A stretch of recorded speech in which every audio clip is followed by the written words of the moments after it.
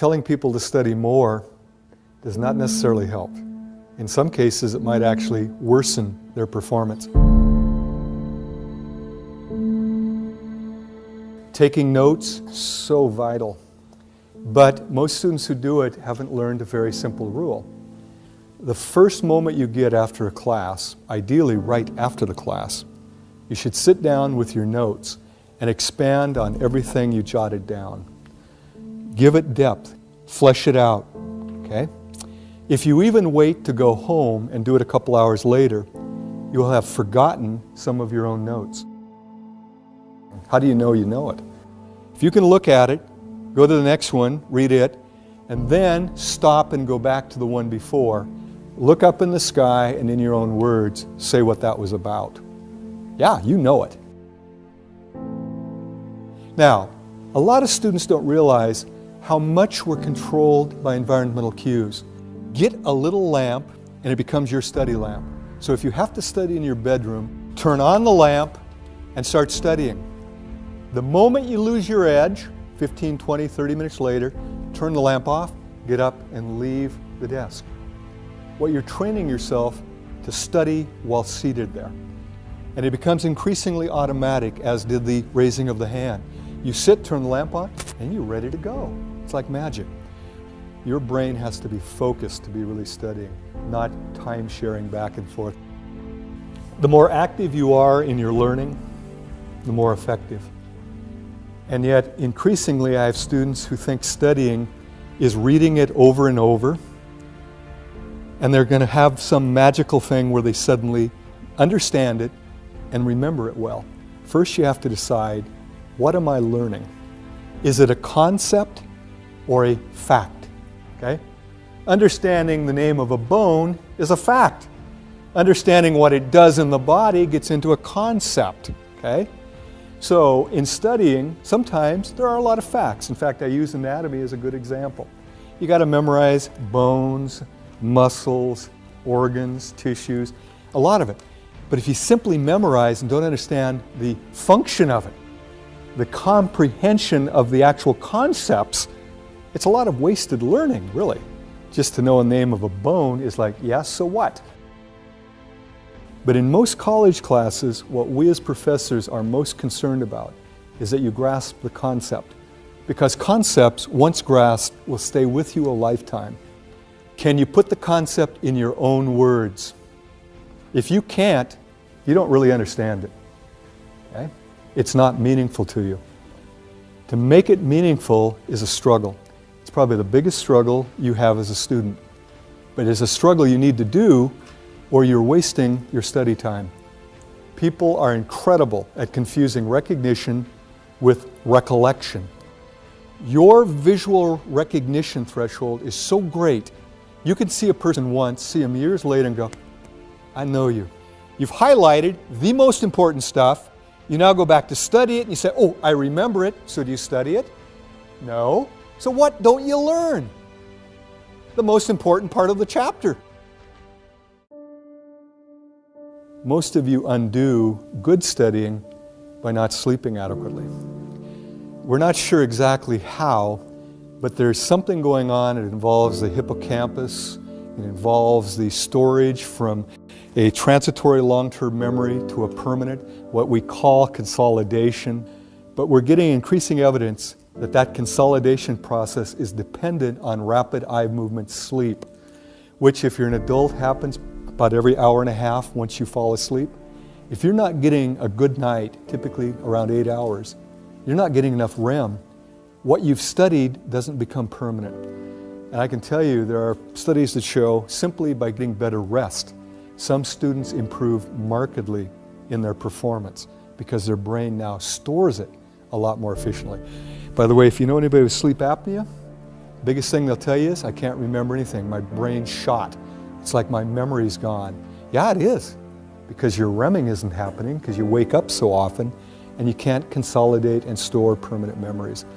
Here's the funny thing. There's no money to be made by telling people to get more sleep. So you don't hear about it on TV.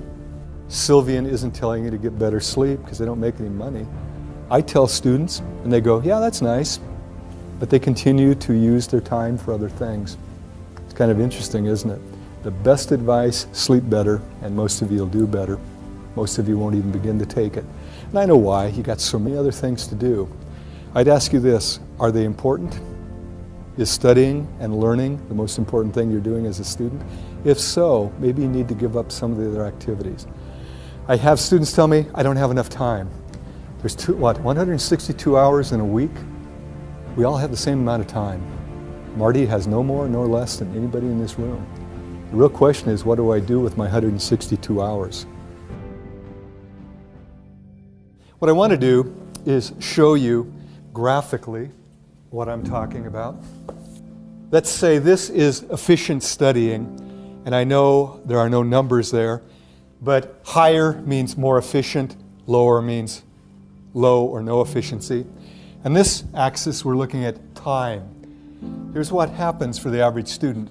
For her, 6 o'clock in the evening, after her supper at the residency dining hall, she plopped herself down at her little study area and started studying. But here's what happened. By about 6:30, she was in a major slump. But what was her goal? To study 6 hours. So she continued to sit at her little desk and stare at pages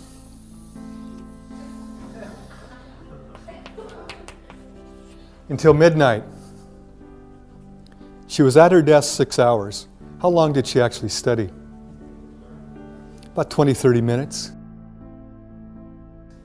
Now, there's a simple concept in psychology that all of you are aware of. Things that are reinforced, we tend to do more of.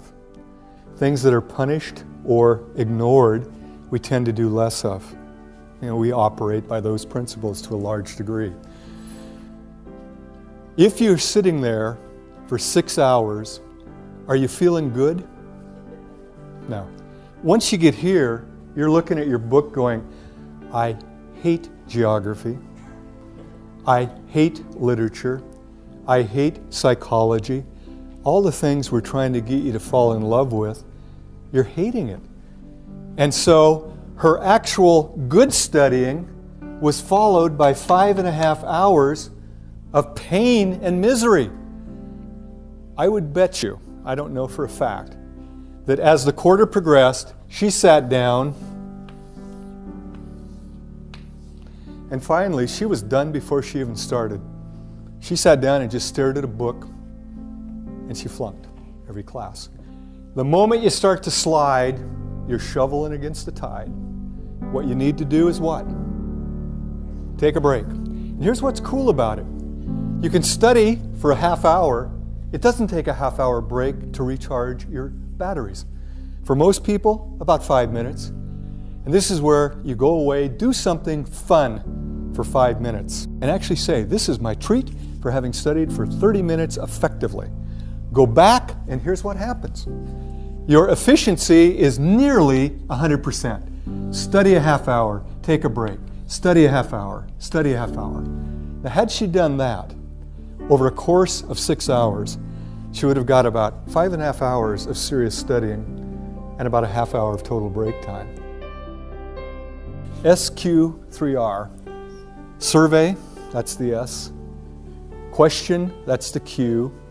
Then you have 3 R's. Read, recite, review. So, how do you do the survey?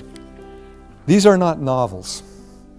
In a novel, you wouldn't want to read the last page, would you? Find out who done it, it'd ruin the whole thing. But this is a textbook. So what you do is you actually go through the entire chapter. You look at pictures. Okay? What's this about apples? What's this about a duck-bill platypus? Okay. And what you're doing is you survey, you ask questions. It only takes a couple of minutes to survey a chapter in any class. As you're surveying, you simultaneously raise questions. What you're doing then is causing you to be looking for answers. And this is a powerful thing. How many of you have noticed when you're looking through a newspaper for a piece of information, you can find it, it kind of jumps out at you? But if you're just kind of reading it haphazardly, kind of casually, most of what you read you don't even remember. There's something about it, and I can't explain it, I can only describe it. If you intend to find something, you find it. And I've got a little demonstration I could have brought where I actually show a placard with the words Boston and London printed on them. And I hold it up for 20 seconds. Out of a group this size, maybe 2 or 3 of you'd see Boston and London. Because before I do it, I tell you to look for letters, symbols, and numbers. I create what's called a set. You're now expecting not to see words, but letters. And even though Boston and London are printed on diagonal, most people don't see it. Likewise, if you just kind of go through a book without asking questions first, you kind of skizz over the content. You don't have the search mechanism going, okay? The reading followed by the recitation, I've talked about that.